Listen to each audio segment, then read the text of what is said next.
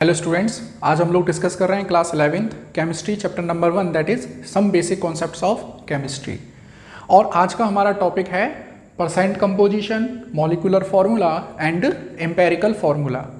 और last videos में हम लोगों ने कंसंट्रेशन टर्म से रिलेटेड और हम लोगों ने स्टोइकियोमेट्री से रिलेटेड बहुत सारे न्यूमेरिकल डिस्कस किए थे। अगर आप लोगों ने वो वीडियो नहीं देखे हैं तो सबसे पहले वो वीडियो देखिए, फिर इस वीडियो पर आइए।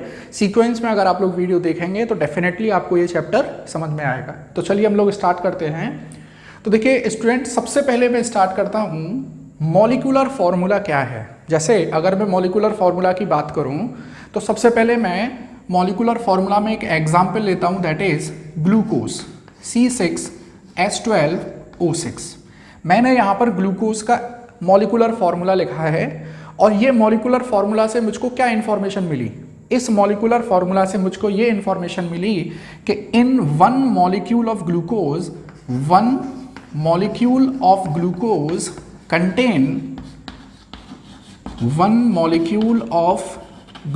Contain 6 carbon atom, 12 hydrogen atom and 6 oxygen atom. इसका क्या मतलब है कि one molecule of glucose contain 6 carbon atom, 12 hydrogen atom and 6 oxygen atom. तो हम लोग सिंपली यहाँ से मॉलिक्यूलर फार्मूला की डेफिनेशन निकाल सकते हैं। वो डेफिनेशन क्या बनेगी कि the formula which indicates the exact number of different atom present in a molecule. किसी भी मॉलिक्यूल में अलग अलग एटम प्रेजेंट हो सकते हैं और उन एटम्स की एग्जैक्ट नंबर क्या है वो हम लोग मॉलिक्यूलर फार्मूला से पता कर सकते हैं। ठीक है, तो मैं यहाँ पे डेफिनेशन लिख सकता हूँ मॉलिक्यूलर फार्मूला की। मॉलिक्यूलर फार्मूला क्या मिल गया हमको, तो देखिए हम लोग डेफिनेशन लिख लेते हैं। Molecular formula, the formula which indicates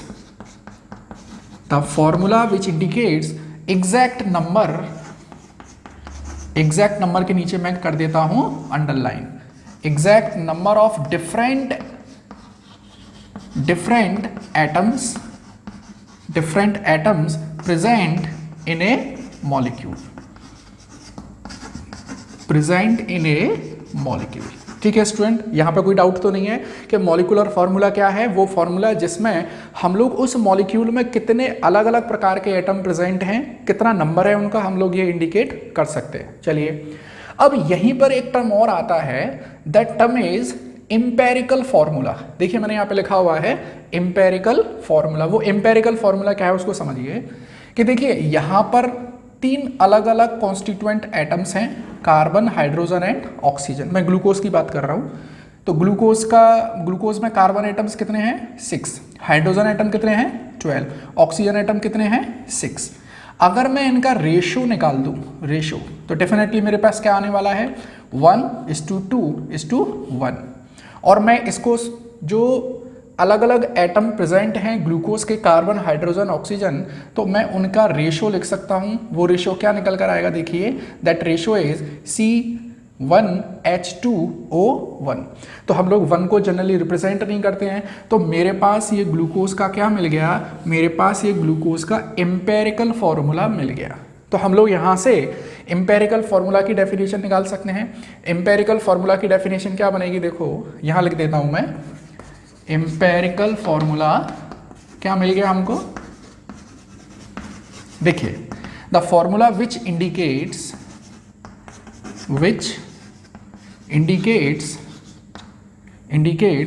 the whole number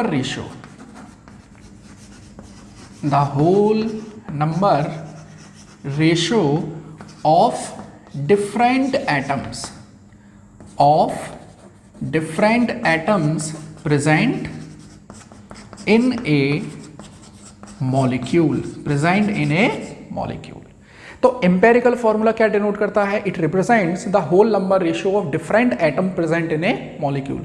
what does molecular formula represent, exact number of different atom. तो आप लोग देख रहे हैं मेन डिफरेंस कहां पर आ रहा है, यहां है एग्जैक्ट नंबर और यहां है होल नंबर रेशियो। ये मेन डिफरेंस है मॉलिक्यूलर फार्मूला और एम्पेरिकल फार्मूला में। एक और मेन डिफरेंस मैं आपको बताता हूं, देखिए जैसे ग्लूकोज का फार्मूला मैंने लिखा है C6H12O6, तो ऐसा फॉर्मूला किसी और मॉलिक्यूल का नहीं हो सकता है। ठीक है, अब जैसे मैं यहाँ पे एम्पेरिकल फॉर्मूला की बात करूँ तो मान लीजिए मेरे पास है एसिटिक एसिड।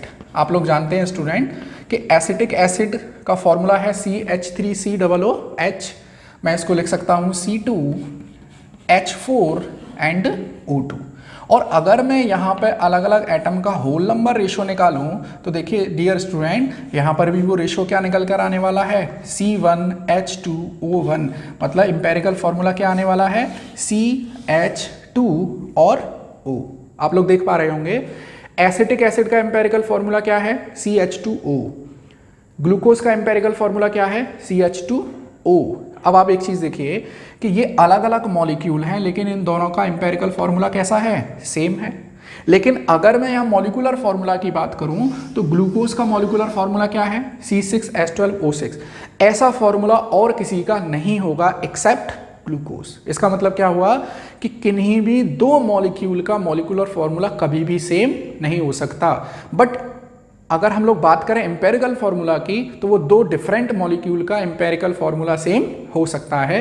तो मैं एक पॉइंट यहाँ पर नोट में आपके सामने लिखूंगा और वो नोट देखिए क्या है। देखिए फर्स्ट नोट हम लोग लिखेंगे, no two molecules can have same molecular formula. किन्हीं भी दो मॉलिक्यूल का मॉलिक्यूलर फॉर्मूला सेम नहीं हो सकता। This is the note 1 and now come to the note 2। ये क्या कहता है कि टू मॉलिक्यूल्स मे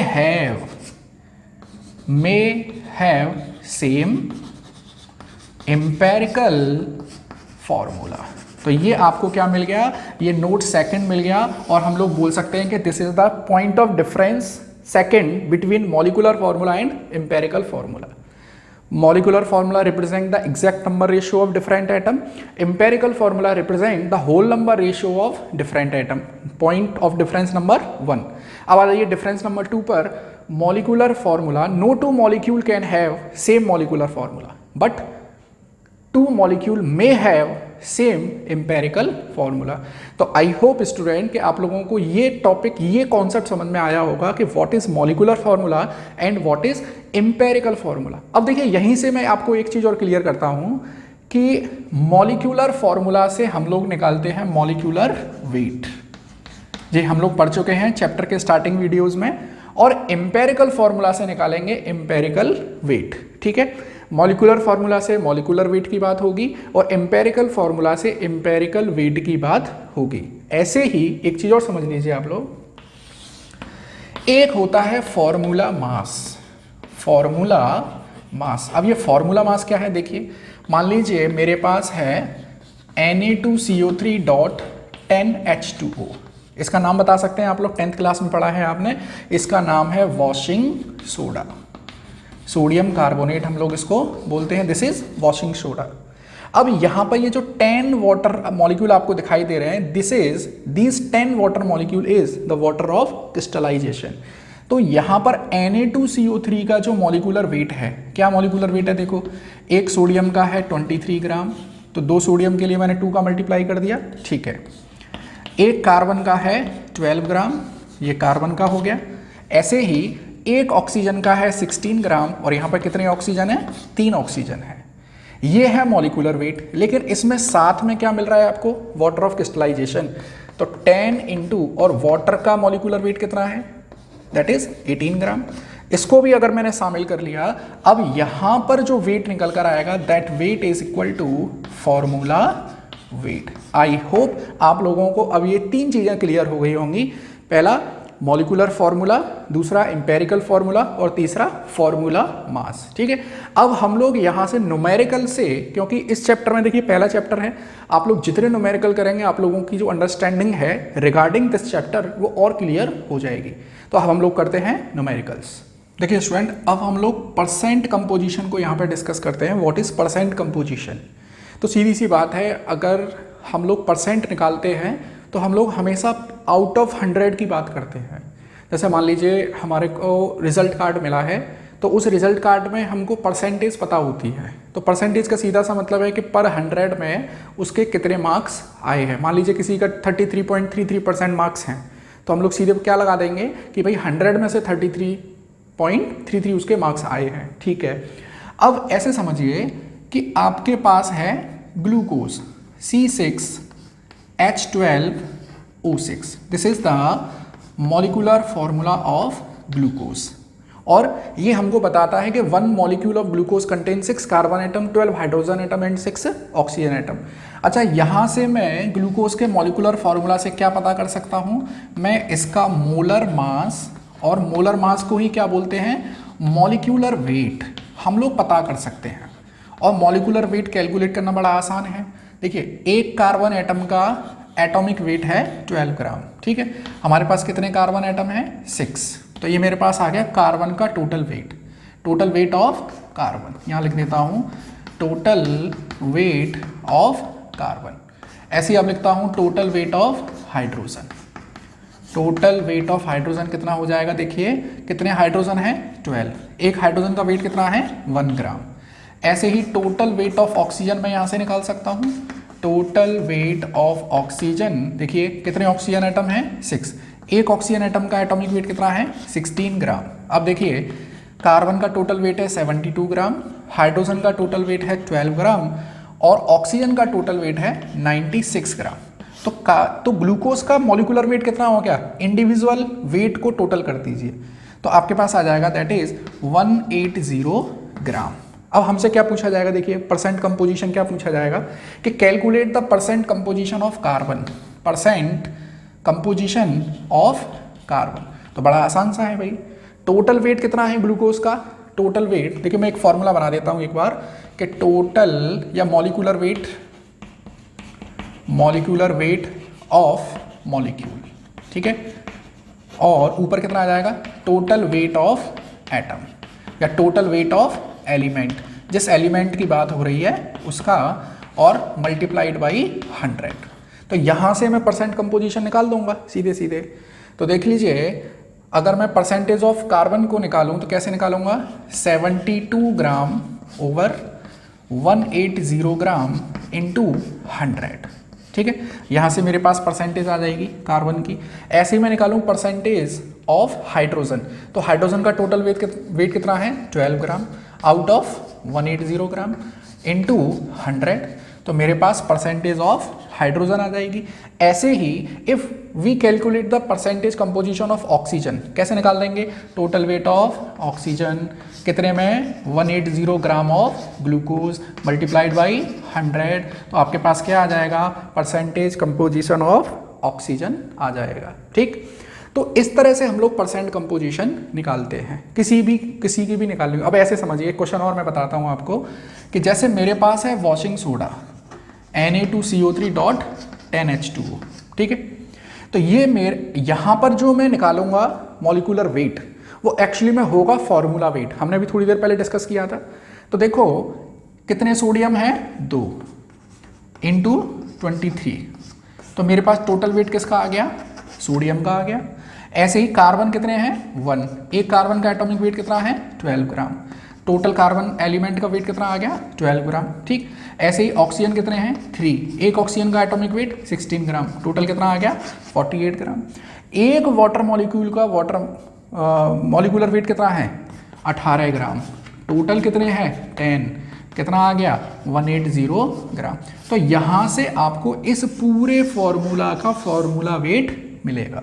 ठीक, आपसे ये पूछा जा सकता है कि calculate the percentage composition of water, तो हमसे जिसका पूछा गया है उसका निकाल देंगे। तो यहाँ पे टोटल वेट ऑफ वाटर कितना है, टोटल वेट ऑफ वाटर कितना है साहब, 180 ग्राम, और नीचे क्या आ जाएगा, फॉर्मूला वेट, नीचे फॉर्मूला वेट मल्टीप्लाइड बाई 100। तो यहाँ से आप लोग परसेंटेज कंपोजिशन ऑफ वाटर भी निकाल सकते हैं। तो ये था मेन कॉन्सेप्ट परसेंट कंपोजिशन का। ऐसे ही मान लो एक छोटा सा एग्जांपल और देता हूँ, आपके पास है H2O, ठीक है, H2O का अगर मैं मॉलिक्यूलर वेट पता करूँ तो देखिए एक हाइड्रोजन का एटॉमिक वेट है 1 ग्राम, टोटल कितनी हाइड्रोजन है, मल्टीप्लाइड बाई 2 कर दिया मैंने। एक ऑक्सीजन का एटॉमिक वेट है 16 ग्राम। कितने ऑक्सीजन है? एक ही ऑक्सीजन है। तो मैं इंडिविजुअल एटम के वेट का टोटल कर दूंगा तभी तो मुझको मॉलिक्यूलर वेट मिलता है। तो ये आ जाएगा 2 ग्राम और ये आ जाएगा 16 ग्राम। मॉलिक्यूलर वेट कितना आ गया? 18 ग्राम। अगर मुझे निकालना है परसेंटेज कंपोजिशन ऑफ हाइड्रोजन, तो हाइड्रोजन का टोटल वेट कितना है? 2 ग्राम। कितने में? 18 ग्राम में, मल्टीप्लाइड बाई 100। ऐसे ही परसेंटेज ऑफ ऑक्सीजन मुझे पता करना है। तो देखिए ऑक्सीजन का टोटल वेट कितना है? 16 ग्राम। कितने में प्रेजेंट है ये? 18 ग्राम में, मल्टीप्लाइड बाई 100। तो यहाँ से मुझको परसेंटेज कंपोजिशन ऑफ ऑक्सीजन मिल जाएगा। ठीक है, अब हम लोग जो नेक्स्ट डिस्कस करने वाले हैं numericals, that will be related to the empirical formula और मॉलिक्यूलर फॉर्मूला। तो इस तरह के क्वेश्चंस को करने के लिए हम लोग एक टेबुलर फॉर्म यूज करते हैं और डायरेक्ट न्यूमेरिकल से हम इसके कॉन्सेप्ट को समझेंगे। देखिए स्टूडेंट, अब हम लोगों को करने हैं numerical regarding molecular formula and empirical formula. और एक क्वेश्चन मैंने एनसीईआरटी का ही क्वेश्चन है जो आपके सामने यहाँ ग्रीन बोर्ड पर लिखा है। एक compound contain 4.07% hydrogen, 24.27% carbon and 71.65% chlorine and its molar mass is 71.65 gram. What are its empirical and molecular formula? तो इस तरह के क्वेश्चंस बनते हैं 11th क्लास में और ये जो क्वेश्चन है लगभग 3 मार्क्स का आप लोगों को मिलेगा अपने एग्जाम में। तो इस तरह के क्वेश्चन को करने के लिए एक सेट फॉर्मेट है। हम लोग टेबुलर फॉर्म में इस तरह के क्वेश्चन को करते हैं। तो मैं सीधे उसी फॉर्म पर आता हूँ और वहीं से हम लोग कॉन्सेप्ट को समझने की कोशिश करेंगे। तो देखिए हम लोग टेबल बनाते हैं।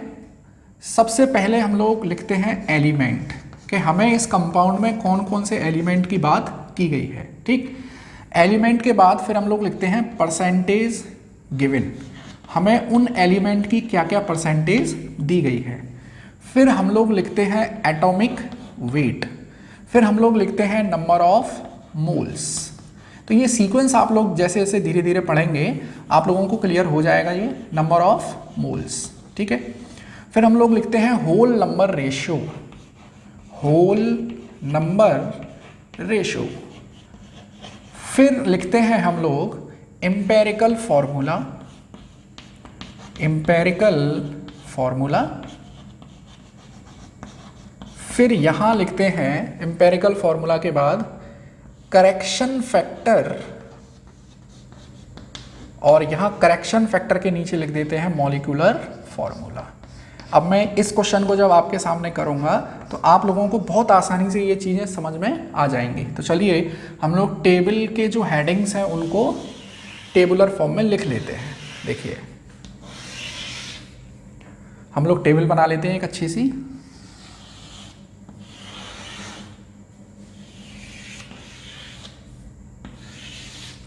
This is correction factor. ठीक है, हम लोग टेबल बना लेते हैं एक, और इसी फॉर्मेट में हम लोग सारे क्वेश्चन को सॉल्व करने वाले हैं। और यहीं एम्पेरिकल फॉर्मूला से नीचे यहां आ जाता है एम्पेरिकल वेट। मैंने आपको बताया था एम्पेरिकल फॉर्मूला से हम लोग एम्पेरिकल वेट निकाल सकते हैं, और यहां इस टेबल को हम लोग कर देते हैं बंद। ठीक है, तो ये टेबुलर फॉर्मेट रहने वाला है। हम लोग कई सारे क्वेश्चन करेंगे तो आपको ये टेबल की जो हेडिंग्स हैं वो सब सीक्वेंस में याद हो जाएंगी। अब हम लोग आते हैं इसी क्वेश्चन पर।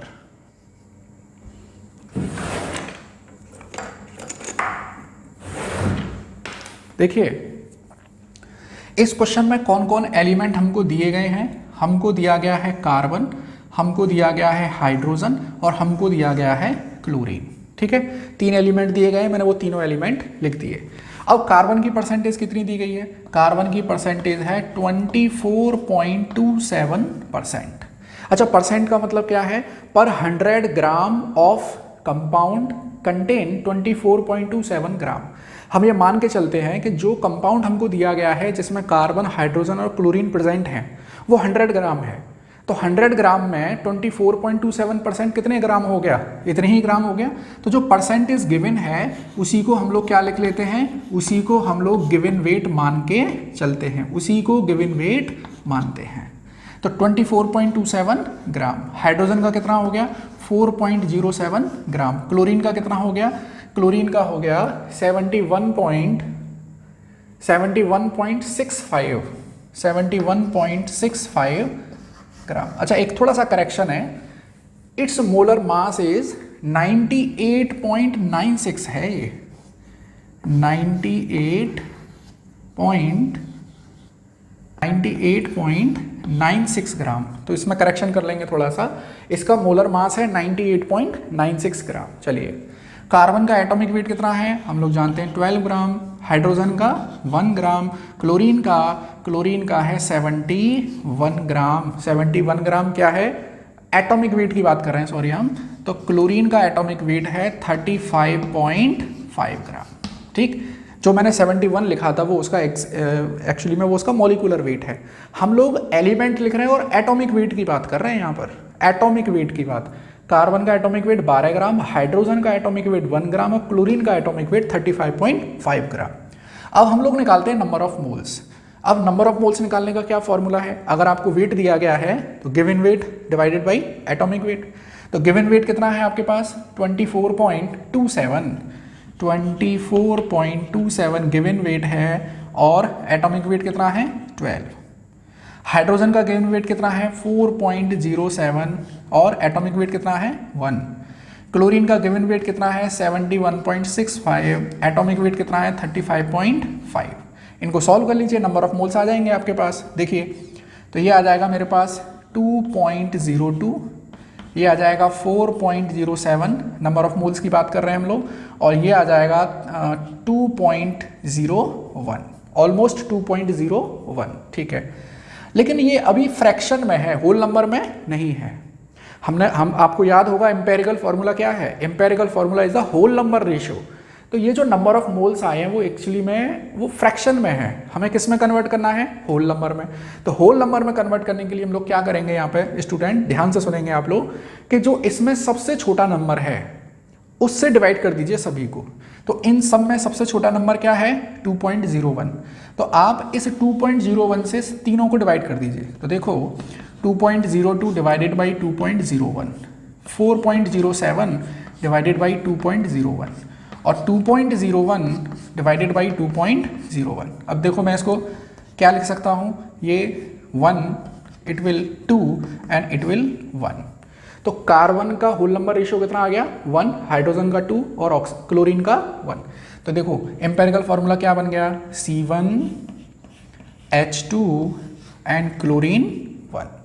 अब मैं यहां से इस एम्पेरिकल फार्मूला का एम्पेरिकल वेट निकाल सकता हूं। कार्बन कितना प्रेजेंट है यहाँ पर 1, तो कार्बन का एटॉमिक वेट क्या लग गया 12 ग्राम। हाइड्रोजन का एटॉमिक वेट कितना है 1 ग्राम। कितने हाइड्रोजन आ रहे हैं यहाँ पर 2। ठीक है, ऐसे ही क्लोरीन 1 प्रेजेंट है और क्लोरीन का एटॉमिक वेट है 35.5 ग्राम। अब इन सबको टोटल कर लीजिए, 12 ग्राम, देखिए 12 ग्राम प्लस 2 ग्राम प्लस 35.5 ग्राम, इस सबको आप लोग टोटल करेंगे तो कितना आ जाएगा 49.5 gram. This is the empirical weight of this empirical formula. अभी हमारे पास आया क्या है, एम्पेरिकल वेट आया है हमारे पास, मतलब एम्पेरिकल फॉर्मूला से हमने एम्पेरिकल वेट निकाला है। निकालना क्या है हमको, मॉलिक्यूलर फॉर्मूला और मॉलिक्यूलर वेट। मॉलिक्यूलर वेट आपको दिया गया है यहाँ पर। अब समझिए, मॉलिक्यूलर वेट में है होल नंबर और एम्पेरिकल फॉर्मूला में है होल नंबर। दोबारा से समझिए ध्यान से, मॉलिक्यूलर फॉर्मूला में आता है एग्जैक्ट नंबर और एम्पेरिकल फॉर्मूला में आता है होल नंबर। तो होल नंबर तो एक रेशियो है और मॉलिक्यूलर फॉर्मूला में एग्जैक्ट नंबर है। तो हमें इसको कन्वर्ट करने के लिए होल नंबर रेशियो को एग्जैक्ट नंबर में लाने के लिए एक करेक्शन फैक्टर चाहिए। तो वो करेक्शन फैक्टर हमको कहाँ से मिलता है, देखें ध्यान से सुने। करेक्शन फैक्टर है वो यहाँ पर n, और करेक्शन फैक्टर n बराबर होता है molecular weight divided by empirical weight. अब मॉलिक्यूलर वेट कितना दिया गया है आपको 98.96 ग्राम और एम्पेरिकल वेट कितना है 49.5। तो ये ऑलमोस्ट कितना आ जाएगा, करेक्शन फैक्टर 2 आ जाएगा। अब हमको मॉलिक्यूलर फार्मूला निकालना है। तो मॉलिक्यूलर फार्मूला का एक सिंपल सा फार्मूला है correction factor multiplied by empirical formula. ये हो गया। अब एम्पेरिकल फार्मूला कितना है देखो C1H2 क्लोरीन 1 और यहाँ पर क्या कर दिया हमने करेक्शन फैक्टर। तो ये क्या बन जाएगा, C2H4 क्लोरीन 2। तो this is the molecular formula of this compound which is having empirical formula C1H2 and Cl1। तो ये पूरा एक फॉर्मेट है, स्टैंडर्ड फॉर्मेट है। इसी फॉर्मेट में हम लोगों को इस तरह के क्वेश्चन को सॉल्व करना है। ठीक, आप लोग जितनी प्रैक्टिस करेंगे आप लोगों का हाथ उतना ही साफ होगा और एग्जाम में इसको आप लोग स्पीड से आप लोग इसको कर सकते हैं। तो now come to the next question. देखिए स्टूडेंट, अब हमारे पास एक क्वेश्चन है कि in a compound magnesium, oxygen, sulphur and water present in the given percentage composition, calculate the formula. तो वही सेट फॉर्मेट है हमारे पास। सबसे पहले हम लोग बात करते हैं मैग्नीशियम, फिर हम लोग लिखते हैं मैग्नीशियम के बाद oxygen, then sulphur and then H2। ये हमको दिया गया है। मैग्नीशियम का कितना परसेंट, अच्छा जो परसेंट गिवन है वही गिवन वेट हो गया हमारे लिए। तो दिस इज 9.76 ग्राम। ऑक्सीजन कितना हो गया, 26.01 ग्राम। सल्फर 13.01 ग्राम और वाटर हो गया 51.22 ग्राम। मैग्नीशियम का एटॉमिक वेट कितना है, मैग्नीशियम का एटॉमिक वेट है 24 ग्राम। ऑक्सीजन का एटॉमिक वेट है 16 ग्राम। सल्फर का है एटॉमिक वेट 32 ग्राम और H2O का मॉलिक्यूलर वेट है 18 ग्राम। हमने H2O का यहाँ पर मॉलिक्यूलर वेट लिया है क्योंकि H2O यहाँ पर भाई सीधे सीधे H2O ही प्रेजेंट है, तो डेफिनेटली ये वाटर ऑफ क्रिस्टलाइजेशन की फॉर्म में प्रेजेंट होगा, मॉलिक्यूलर फॉर्म में। तो मैंने 18 ग्राम लिखा है। अब हम लोग क्या निकालेंगे, नंबर ऑफ मोल्स, और नंबर ऑफ मोल्स का फॉर्मूला हमारे पास है given weight divided by atomic weight, यहाँ पर एटॉमिक वेट। तो देखिए 9.76 डिवाइडेड बाई 24, ऐसे ही 26.01 डिवाइडेड बाई 16, 13.01 डिवाइडेड बाई 32 और 51.22 डिवाइडेड बाई 18। ये हमारे पास नंबर ऑफ मोल्स। इसको सॉल्व कर लेते हैं ज़रा। तो हम लोग यहाँ पर देखेंगे कि मैग्नीशियम 9.76 डिवाइडेड बाई 24, ये आ जाएगा 0.406। आप लोग कैलकुलेशन करके देख लेना। और फिर हम लोग आते हैं ऑक्सीजन पर, और ऑक्सीजन पर ये बैठेगा 1.625। फिर इसको डिवाइड कर दीजिए, ये आ जाएगा हमारे पास दोबारा से 0.406। और अगर हम लोग H2O की बात करेंगे तो ये आएगा 2.846। ये नंबर ऑफ मोल्स आएंगे, आप लोग कैलकुलेट कर कर देख सकते हैं। अब देखिए होल नंबर रेशियो, क्योंकि ये फ्रैक्शन में है तो हमें तो भाई एम्पेरिकल फॉर्मूला अगर निकालना है तो क्या होना चाहिए, होल नंबर रेशियो होना चाहिए। तो होल नंबर रेशियो निकालने का एक तरीका है कि इनमें जो सबसे छोटा नंबर है उससे सबको डिवाइड कर दीजिए। तो देखो 0.406 डिवाइडेड बाई 0.406 तो क्या आ जाएगा 1। 1.625 डिवाइडेड बाई 0.406, ठीक। तो ये इसको डिवाइड करेंगे लगभग कितना आ जाएगा, लगभग 4 आ जाएगा। ऐसे ही यहाँ पर 0.406 डिवाइडेड बाई 0.406 क्या आ गया, 1 आ गया। ऐसे ही यहाँ पर हम लोग देखें 2.846 डिवाइडेड बाई 0.4 कितना आ जाएगा, ये आ जाएगा 7। तो आप लोगों को होल नंबर रेशियो पता चल गया। देखो मैग्नीशियम कितना है 1, सल्फर कितना है 1, ऑक्सीजन कितना है 4 और H2O कितना है, H2O है 7। तो मैं यहाँ से एम्पेरिकल फॉर्मूला इसको अच्छे से रीड्रॉ कर सकता हूँ। क्या बन जाएगा ये बन जाएगा MgSO4.7H2O। ये 7H2O क्या है, वाटर ऑफ क्रिस्टलाइजेशन। और MgSO4.7H2O को क्या बोलते हैं, इसको बोलते हैं इप्सम सॉल्ट। चलिए अच्छा, यहाँ पर मॉलिक्यूलर फार्मूला हमसे पूछा ही नहीं। और एक चीज़ और देखिए, मॉलिक्यूलर फार्मूला और एम्पेरिकल फार्मूला बहुत सारे मॉलिक्यूल के लिए सेम भी होते हैं। तो यहाँ पर जो एम्पेरिकल फार्मूला है वही इसका मॉलिक्यूलर फार्मूला है, तो हमें इसकी तो ज़रूरत यहाँ पर पड़ी ही नहीं। तो हमने एम्पेरिकल फार्मूला इसका निकाल दिया। तो इस तरह से हम लोग एक सेट फॉर्मेट है उसके अकॉर्डिंग हम लोग सारे क्वेश्चंस को कर सकते हैं। एनसीईआरटी में है 2 या 3 क्वेश्चन है इससे रिलेटेड, तो आप लोग उन क्वेश्चन को अच्छे से कर सकते हैं। एक और क्वेश्चन मैं आप लोगों को कराता हूँ, ठीक है। देखिए स्टूडेंट, अब हमारे पास एक क्वेश्चन है carbon, hydrogen and rest is oxygen, और हमारे पास परसेंटेज कंपोजिशन दी गई है कार्बन और हाइड्रोजन की, और बाकी की जो बची हुई है वो ऑक्सीजन है, और वेपर डेंसिटी हमको दी गई है। तो देखिए सेट फॉर्मेट है हमारे पास। हम लोग सबसे पहले लिखते हैं यहाँ पर एलिमेंट। कौन कौन से एलिमेंट है हमारे पास? कार्बन है, हाइड्रोजन है और ऑक्सीजन है। कार्बन का जो परसेंटेज गिवन परसेंट है वही क्या हो जाएगा? Given weight, that mean 57.8 gram. Hydrogen का कितना है? 3.6 ग्राम। और रेस्ट इज ऑक्सीजन बोल दिया गया हमसे, तो हम लोग क्या करेंगे, इन दोनों को टोटल करके 100 में से माइनस कर देंगे। तो आप लोग कैलकुलेशन करोगे तो ये कैलकुलेशन करके आएगा 38.6 ग्राम। ठीक है, अब हम लोग आते हैं एटॉमिक वेट पर। कार्बन का एटॉमिक वेट 12 ग्राम, हाइड्रोजन का एटॉमिक वेट 1 ग्राम, ऑक्सीजन का atomic weight that is 16 gram. Atomic weight की बात हो रही है। ठीक, now come to the number of moles. Number of moles कैसे निकालेंगे? 57.8 divided by 12, 3.6 divided by 1 and 38.6 divided by 16। ठीक है, अब इसको हम लोग यहाँ पर सॉल्व करें तो ये आएगा, देखिए 12 से डिवाइड करते हैं 57.8 को, तो दैट इज़ 4.82 समथिंग, ये आ जाएगा 3.6, और इसको सॉल्व करेंगे तो ये आ जाएगा 2 टाइम्स एंड 2.4। ठीक है, तो ये मेरे पास आ गए नंबर ऑफ मोल्स। आप लोग देख पा रहे होंगे कि ये अभी फ्रैक्शन में है। नंबर ऑफ मोल किस में है? फ्रैक्शन में। हमें किस में चाहिए? होल नंबर में।